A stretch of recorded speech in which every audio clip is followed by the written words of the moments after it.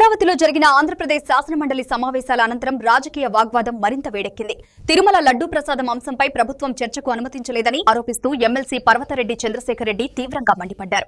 శాసనమండలి ఆవరణలో మీడియాతో మాట్లాడిన ఆయన ముఖ్యమంత్రి తిరుమల లడ్డూ ప్రసాదం విషయంపై కానుచిత వ్యాఖ్యలు చేసి కోట్లాది మంది భక్తుల మనోభావాలను దెబ్బతీశారని విమర్శించారు. లడ్డూ తయారీలో కల్తీ నెయ్యి వాడినట్లు అసత్య ప్రచారం చేస్తూ ప్రజలను తప్పుదారి పట్టించే ప్రయత్నం చేస్తున్నారని ఆరోపించారు. ఈ అంశంపై వాస్తవాలు వెల్లడించేందుకు చర్చకు అనుమతి ఇవ్వాలని వైఎస్ఆర్ కాంగ్రెస్ పార్టీ గత వారం రోజులుగా కోరుతున్నప్పటికీ ముందుగా ఈ నెల 26న చర్చిస్తామని చెప్పి చివరికి చర్చ జరగకుండా అడ్డుకున్నారని అన్నారు. సాక్షాత్ ముఖ్యమంత్రి చెప్పినటువంటి అంశం, దారుణమైనటువంటి భాష మాట్లాడినటువంటి అంశం, దానికి సంబంధించి యావత్ ప్రపంచంలో ఉండేటువంటి హిందువులందరూ కూడా సుమారుగా 120 కోట్ల మందిగా ఉన్నటువంటి హిందువులందరూ కూడా వారి మనోభావాలు దెబ్బతిన్నప్పుడు వారి గొంతుకుగా మేము ప్రశ్నించాలన్న ఆలోచనతో గత వారం రోజులు కూడా ఈ ప్రభుత్వాన్ని డిమాండ్ చేశాం. దీని మీద చర్చ కావాలా అని 4 రోజులు కూడా వాళ్ళు మేము చర్చకి రెడీ అని లాస్ట్కి పిఎస్సి మీటింగ్లో ఈరోజు 26వ తారీఖున దీని మీద చర్చిద్దామని చెప్పినప్పుడు ఆ తర్వాత నిన్న మొన్న 2 రోజులు కూడా మేము వాళ్ళకి సహకరించి అన్నింటిలో కూడా కార్యక్రమాల్లో పాల్గొనడం కూడా జరిగింది.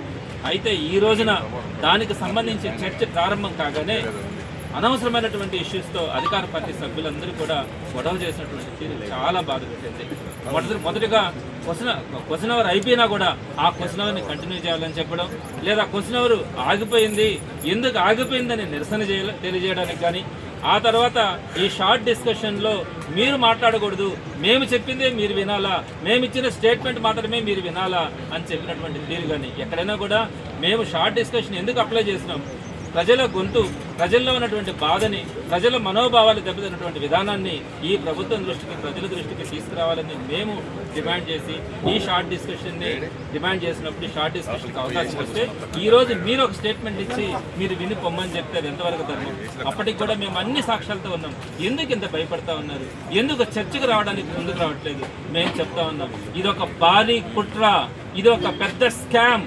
ఈ స్కామ్ కోసం చంద్రబాబు నాయుడు సాక్షాత్తు ముఖ్యమంత్రి హోదాలోనే ఆయన తిరుమల లడ్డూ మీద దాంట్లో నెయ్యికి సంబంధించినటువంటి కల్తీ జరిగిందని చెప్పి అపవాదేసి 328 రూపాయలు ఉన్నటువంటి కేజీని ఆయన సంస్థ అయినటువంటి, ఆయన మ్యానుఫ్యాక్చరింగ్ యూనిట్ అయినటువంటి ఇందాపూర్ డైరీకి 658 రూపాయలకి సుమారుగా 3000 కోట్ల రూపాయలకు సంబంధించి తిరుమల తిరుపతి దేవస్థానాల్లో నెయ్యి కొనుగోలు కూడా జరుగుతూ ఉంటాయి.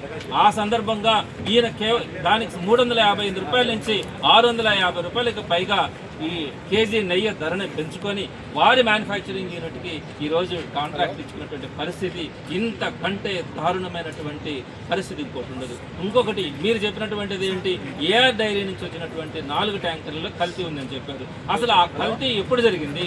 ఆ ఏఆర్ డైరీకి మీరు ఇచ్చినటువంటి, అంటే కాంట్రాక్ట్ ఇచ్చింది కానీ మొట్టమొదటి ట్యాంకర్ వచ్చింది కానీ మీ హయాంలోనే వచ్చింది. ఆ తర్వాత 4 ట్యాంకర్లు కూడా పట్టుకునేది కూడా మీ ప్రభుత్వ హయాంలోనే. ఆ తర్వాత అవి తిరిగి వైష్ణవి డైరీ ద్వారా మళ్ళీ టీటీడీలోకి వచ్చింది కూడా మీ ప్రభుత్వ హయాంలోనే.